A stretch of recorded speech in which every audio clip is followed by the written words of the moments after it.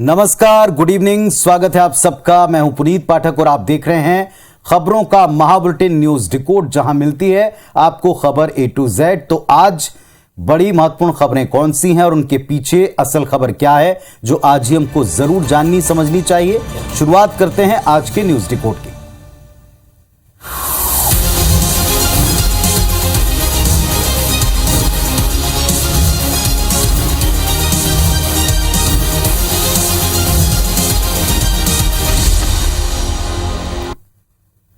इस वक्त सारी दुनिया में जिस एक चीज का सबसे ज्यादा चर्चा है, आज बुलेटिन की शुरुआत, न्यूज डिकोड की शुरुआत उसी को डिकोड करने से कर रहे हैं। Corona returns. इस बात से अब फिर से पूरी दुनिया तेजी से इस पर चिंतन, मनन, मंथन, मीटिंग्स का दौर चल रहा है। हमारे देश में भी इसको लेकर दिन भर हलचल रही है। फिलहाल विश्व में किस तरह के हालात हैं, आज क्या क्या घटा है, फैक्ट्स क्या हैं, जानते हैं एक रिपोर्ट के द्वारा।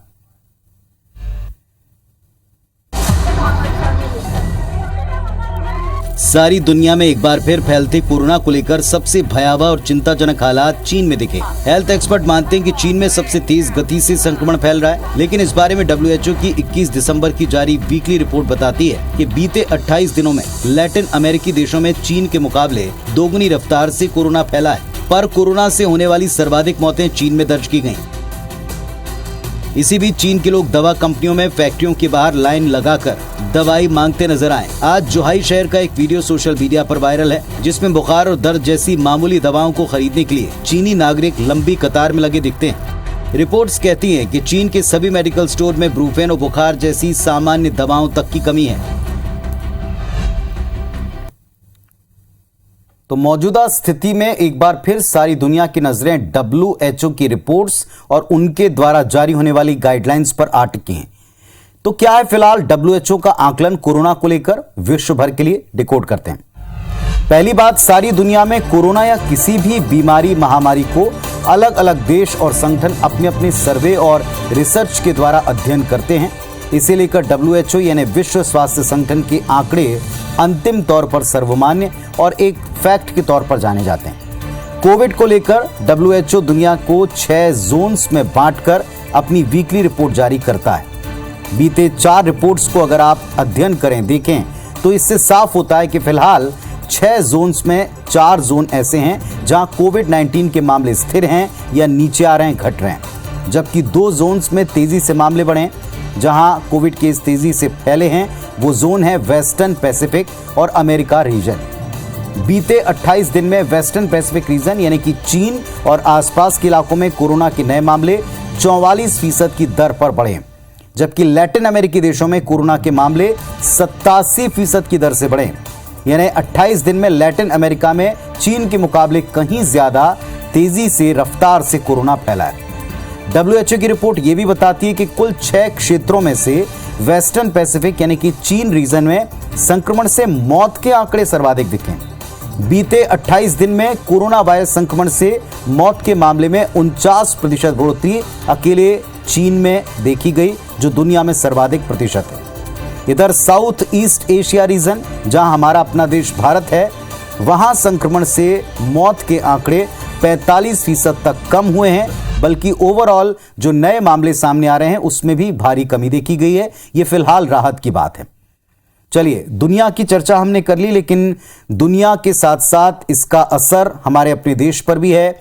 देश में अलर्ट मोड का असर दिखने लगा है। दिन भर कोरोना को लेकर समीक्षा और मंथन का दौर चला है। गुरुवार को दिन भर कोविड को लेकर क्या क्या घटा है और क्या कंक्लूजन निकलता है, इस रिपोर्ट में समझेंगे आप।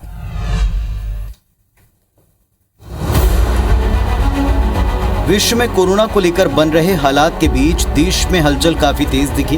प्रधानमंत्री ने कोरोना को लेकर हाई लेवल समीक्षा बैठक की, जिसमें गृह और स्वास्थ्य मंत्रालय के मंत्री और अधिकारी समेत नीति आयोग के CEO शामिल हुए। 2 घंटे चली मीटिंग के बाद देश को इंतजार रहा कोविड की नई गाइडलाइंस का। देश के स्वास्थ्य मंत्री मनसुख मांडविया ने सदन में बयान दिया कि नए वेरिएंट को लेकर चुनौती बढ़ी है। देश को फिर से कोविड प्रोटोकॉल को पालन करना जरूरी होगा।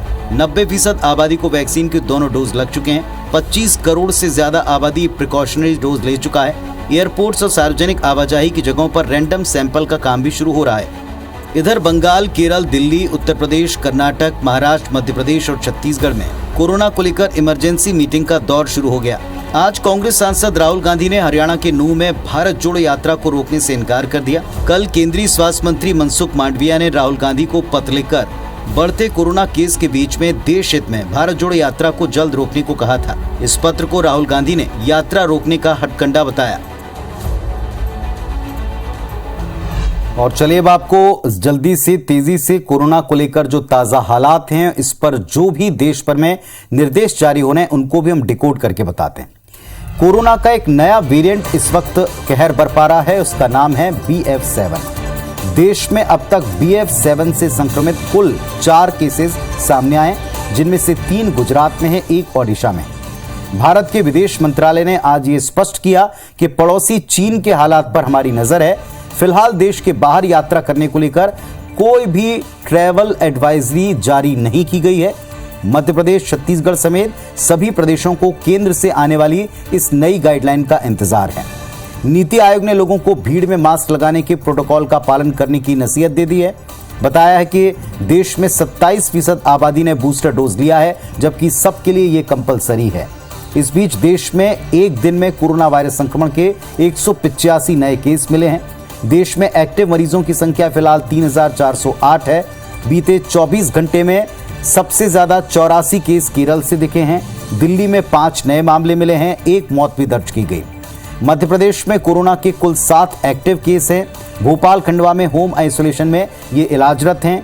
भोपाल में भी आज एक मीटिंग हुई और इसमें भी ये तय हुआ है सरकार के द्वारा कि जैसा केंद्र चाहता है, केंद्रीय स्वास्थ्य विभाग चाहता है, अब कोई भी संदिग्ध सैंपल होगा तो उसकी जीनोम सीक्वेंसिंग होगी। इधर छत्तीसगढ़ में हालात पूरी तरह से कंट्रोल में बताए जाते हैं और यहां भी केंद्रीय गाइडलाइन का इंतजार है।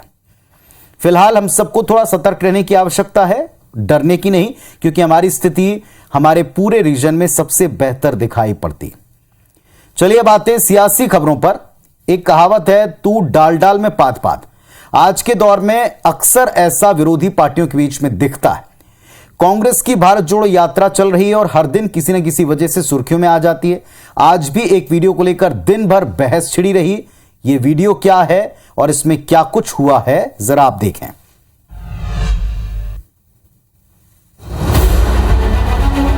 बीजेपी IT सेल के हेड अमित मालवीय ने राहुल गांधी की भारत जोड़ो यात्रा से जुड़ा एक वीडियो ट्विटर पर शेयर कर दावा किया कि पूर्व केंद्रीय मंत्री भंवर जितेंद्र सिंह ने राजस्थान के अलवर में भारत जोड़ो यात्रा के दौरान राहुल गांधी के जूते के फीते बांधे। उन्होंने ट्वीट कर कटाक्ष किया कि कांग्रेस में पिद्दियों की कमी नहीं। पूर्व मंत्री राहुल गांधी के जूतों के फीते बांधने के लिए अपने घुटनों पर आ गए। क्या खड़गे जी इसी परिपाटी की बात कर रहे थे? इस ट्वीट के कुछ ही घंटों बाद पूर्व केंद्रीय मंत्री भंवर जितेंद्र सिंह ने खुद एक दूसरा वीडियो जारी कर बताया कि आरोप सरासर गलत हैं, ऐसा हुआ ही नहीं। दरअसल राहुल गांधी के साथ यात्रा में चलते वक्त मेरे यानी भंवर जितेंद्र सिंह के जूते का फीता खुला था। राहुल गांधी ने देखा और पीछे से टोका, जिस पर भंवर जितेंद्र सिंह ने झुककर अपने खुद के जूते के फीते बांधे थे। सिंह ने कहा कि भाजपा सरेआम झूठ बोलती है। भंवर जितेंद्र सिंह ने चेताया कि अगर इस वीडियो को भाजपा नेताओं ने फौरन न हटाया और माफी न मांगी तो उनके खिलाफ मानहानि का केस किया जाएगा। पूर्व मंत्री के स्पष्टीकरण के बाद भाजपा नेता अमित मालवीय सोशल मीडिया पर जमकर ट्रोल किए गए। तो सोशल मीडिया पर तो ये सब चलता रहता है, लेकिन बड़ी बात ये कि सोशल मीडिया के पीछे एक सोशल वॉर भी है। ये सोशल वॉर क्यों है और क्या है, आज हम इसको डिकोड कर रहे हैं। इन दिनों हर हाथ में मोबाइल फोन है, स्मार्टफोन्स हैं। लोगों के पास में चलते फिरते कई वीडियोस आते हैं जिन्हें देखकर लोग उसकी हेडिंग या डिस्क्रिप्शन को या तस्वीर को रोचक पाकर फौरन इसे अपनों तक फॉरवर्ड कर देते हैं, किसी ग्रुप में डाल देते हैं और नतीजा ये कि चंद मिनटों में वो वीडियो क्लिप वायरल हो जाता है। और ये काम आज की तारीख में बाकायदा सोच समझकर हर सियासी दल की मीडिया विंग या सोशल आर्मी करती है। यूं कहें कि यही उनका जॉब है।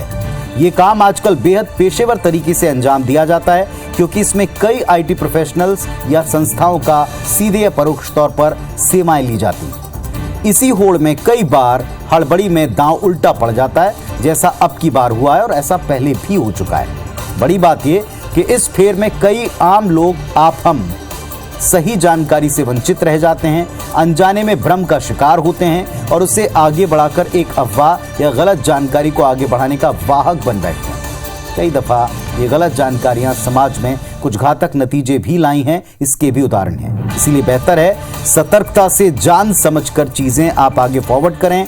लेकिन जैसा हमने बताया कि इसे बड़े पेशेवर तरीके से अंजाम दिया जाता है, इसलिए आप देखें कि इस पर रिटेलिएशन विरोध उतना तगड़ा नहीं होता जैसा पहले होता था, क्योंकि इस तरह की चूक हर दल के साइबर पार्ट कभी न कभी करते दिखाई पड़ते हैं। अब छत्तीसगढ़ की सबसे अहम मुद्दे पर आते हैं। छत्तीसगढ़ में 76% आरक्षण संशोधन विधेयक का मुद्दा लगातार गरमाया है। इस पर आदिवासी विधायक आज राजभवन गए ताकि राजभवन का रुख पता चले और इसमें बहुत सारे बयान जुड़े। देखें।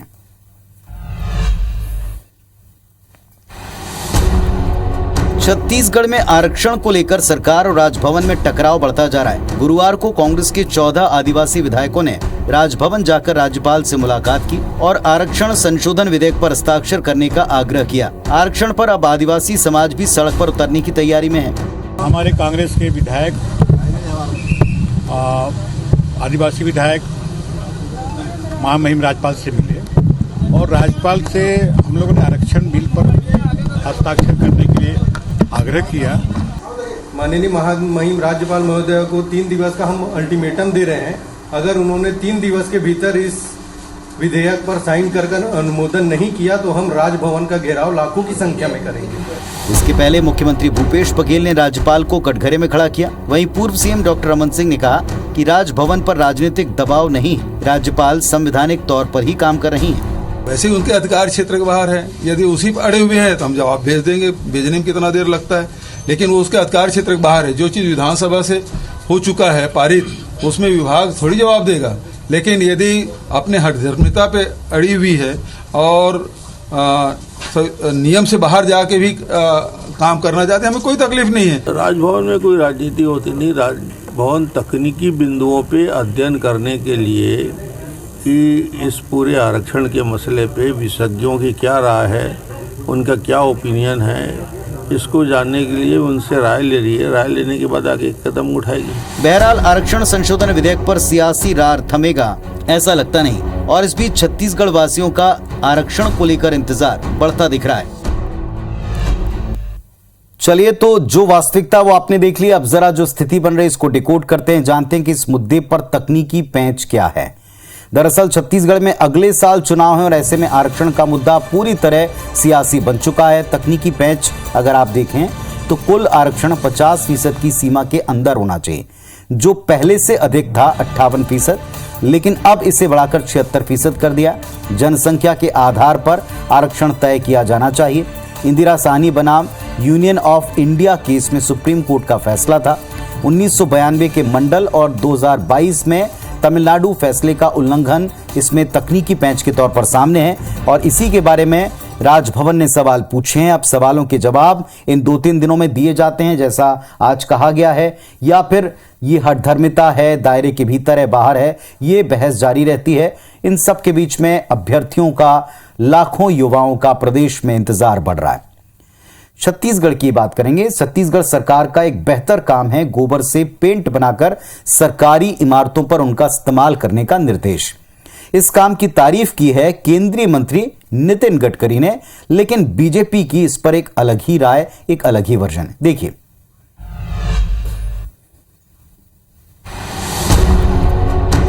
छत्तीसगढ़ में सरकार गोबर से पेंट भी बना रही है, जिसका इस्तेमाल राज्य सरकार के सरकारी दफ्तरों में किया जाएगा। केंद्रीय मंत्री नितिन गडकरी को ये प्रयास बेहद भाया। उन्होंने ट्वीट कर मुख्यमंत्री भूपेश बघेल का अभिनंदन किया। इस पर मुख्यमंत्री भूपेश ने नितिन गडकरी को धन्यवाद भी कहा। प्राकृतिक पेंट भी हम लोग बनाना शुरू किए। जितनी भी पोताई होगी, पेंटिंग होगी, वो प्राकृतिक पेंट से ही होगी। तो इस फैसले का गडकरी जी ने स्वागत किया है और ऐसे कार्यों को प्रोत्साहित भी करते हैं। तो आज उनका ट्वीट आया है, उनको बहुत धन्यवाद। हालांकि प्रदेश बीजेपी का इस पर कहना है कि ये तो केंद्र सरकार की योजना है। 2017 में छत्तीसगढ़ में इसकी शुरुआत तत्कालीन सीएम रमन सिंह कर चुके थे। कांग्रेस सरकार तो केवल इसे आगे बढ़ा रही है। 2017 में छत्तीसगढ़ में दुग्ध महासंघ के द्वारा खैरखूट गांव में इसका प्रयोग भी किया गया था। ये योजना केंद्र सरकार की है, मोदी जी की है, और जो योजना केंद्र की होती है सभी उसको फॉलो अप करते हैं। मैं नकलची नहीं कहूंगा इन्हें, ये नकल मार कर और अपनी वाहवाही करना चाहते हैं। गडकरी की ओर से सीएम की तारीफ पर सीएम भूपेश बघेल का धन्यवाद लाजमी है, लेकिन बीजेपी के रिएक्शन से सवाल खड़ा हुआ कि क्या गडकरी का सीएम भूपेश की तारीफ करना बीजेपी को रास नहीं आया।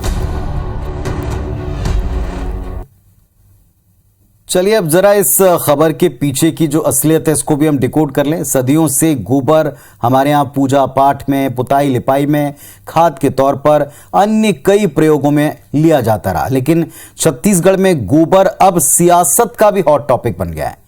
जब से प्रदेश में भूपेश बघेल सरकार सत्तासीन हुई तभी से गोबर का जिस अंदाज में इस्तेमाल और अर्थव्यवस्था में उपयोग किया जा रहा है, ये सियासी गलियारे में हाईलाइट के तौर पर सामने आया। मुख्यमंत्री भूपेश की अगुवाई में छत्तीसगढ़ सरकार देश की इकलौती सरकार है जो 2 रुपए किलो गोबर खरीद रही है, बिजली बना रही है, खाद बना रही है। अब पेंट बनाने का और इसका इस्तेमाल कहां किया जाएगा, सरकारी दफ्तरों इमारतों में अनिवार्य तौर पर इसका निर्देश जारी करके वो भी दिखा रही है।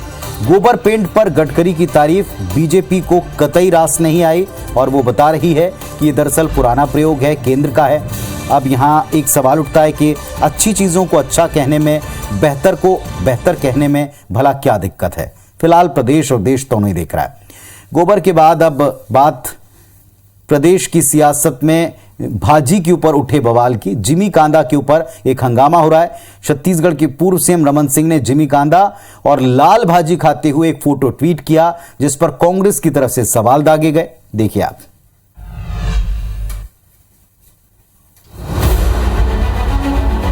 छत्तीसगढ़ के पूर्व मुख्यमंत्री रमन सिंह ने जिमी कांदा और भाजी खाते हुए आज एक फोटो ट्वीट किया जिस पर कांग्रेस नेता सुशील आनंद शुक्ला ने कहा कि 15 साल गरीबों के घर खाना नहीं खाया, अगर खाया हो तो फोटो जारी कर दें। ये भी कहा कि रमन सिंह पर दरअसल सीएम भूपेश का असर पड़ गया है। उन्हें नसीहत भी दी कि दिल में छत्तीसगढ़िया उतारे रमन, फोटो नहीं। चुनाव नजदीक देख अब वो फोटो खिंचवा रहे हैं। भूपेश बघेल का प्रभाव कहें या उनकी लोकप्रियता का डर कि पूर्व मुख्यमंत्री डॉक्टर रमन सिंह गरीब के घर खाना खाने को मजबूर हो गए। संभव है जो भारतीय जनता पार्टी का कार्यक्रम था उसमें वो भोजन कर रहे हैं और ट्वीट करके चिपका दिया कि रामफल के घर भोजन कर रहे हैं। इस पर रमन सिंह का जवाब भी आ गया। उन्होंने कहा कि जिमी कांदा, लाल भाजी उन्हें अच्छी लगती है इसीलिए वो खाते हैं। कांग्रेस बताए कि उन्हें लाल भाजी और जिमी कांदा खाने से एलर्जी है कि डॉक्टर रमन से। मुझ पर असर नहीं दिख रहा है, मैं 2 ही दिन निकला हूँ, उनकी हालत खराब हो गई है। अरे जिमी कांदा बने लगते तो खाता हूँ, लाल भाजी बने लगते तो खाता हूँ। तुमला लाल भाजी से एलर्जी है, जिमी कांदा से एलर्जी है कि डॉक्टर रमन से एलर्जी है। छत्तीसगढ़िया संस्कृति को लेकर कांग्रेस कई दफा बीजेपी को घेरती रही है और अब जिमी कांदा और लाल भाजी के नाम पर भी सियासी वार पलटवार हो रहा है। और न्यूज डिकोड में हम अक्सर उन्हीं विषयों को उठाते हैं जिन विषयों के पीछे कुछ बातें छिपी हैं। अब ये फोटो अपॉर्चुनिटी के तौर पर सब कुछ किया जा रहा है या पहले से किया जा रहा था, अब इसे हाईलाइट किया जा रहा है, ये प्रदेश की जनता बहुत बेहतर तरीके से जानती है, समझती है। अगली खबर मध्य प्रदेश विधानसभा में अविश्वास प्रस्ताव से जुड़ी हुई जो कि खारिज हो गया पहले से, जिसका पता था। विपक्ष ये कहता है कि आरोपों का जवाब नहीं दिया, केवल भाषण दिया, जबकि सत्ता पक्ष कहता है कि यह सुपर फ्लॉप शो था।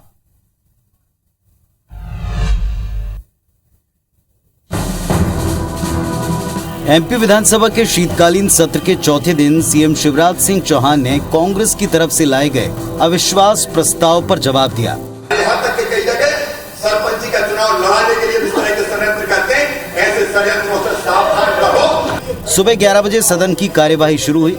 बुधवार को देर रात तक विपक्षी दल कांग्रेस ने अविश्वास प्रस्ताव पर चर्चा की। सीएम शिवराज के जवाब के बाद अविश्वास प्रस्ताव ध्वनि मत के आधार पर खारिज कर दिया गया। इसके बाद विधानसभा की कार्यवाही अनिश्चितकाल के लिए स्थगित कर दी गई। कांग्रेस विधायकों ने आरोप लगाया कि मुख्यमंत्री ने अविश्वास प्रस्ताव के बिंदुओं का जवाब नहीं दिया, सिर्फ भाषण दिया और एक बार फिर गुमराह किया। ये अविश्वास प्रस्ताव पीड़ित परेशान जनता की तरफ से था। मुख्यमंत्री जी ने इस पूरे अपने जवाब में एक शब्द नहीं कहा। इधर बीजेपी कहती है कि अविश्वास प्रस्ताव सुपर फ्लॉप था। बिना तैयारी के ये प्रस्ताव लाए थे जो सदन में पूरी तरह से फ्लॉप हुआ। वैसे इस नतीजे की उम्मीद पहले से थी। देखना होगा कि इस अविश्वास प्रस्ताव के लाने के बाद कांग्रेस को उसका कितना लाभ मिल पाता है। तो संख्या बल के आधार पर सदन और सदन में होने वाले निर्णय होते हैं और ये बात तो तय थी कि इस प्रस्ताव को गिरना है, लेकिन इस प्रस्ताव में विपक्ष की एकता, पुरजोर तरीके से मुद्दों को उठाना और सरकार को कितना घेर पाते हैं ये पूरा प्रदेश देख रहा था। अब इसमें प्रदेश की जनता ने जरूर तय किया होगा कि दरअसल वो इस मुद्दे पर कितना कामयाब मानते हैं विपक्ष को और किस आधार के ऊपर ये नो कॉन्फिडेंस लाया गया था, उस आधार को क्या जनता भी एक्सेप्ट करती है, ये जनता अपनी मोहर लगाएगी। आज के लिए बस इतना ही। खबरों और अपडेट्स के लिए आप IBS24 देखते रहें और न्यूज डिकोड में कल फिर से इसी वक्त आपसे मुलाकात होगी। परिवार का और अपना ख्याल रखें। नमस्कार, शुभ रात्रि।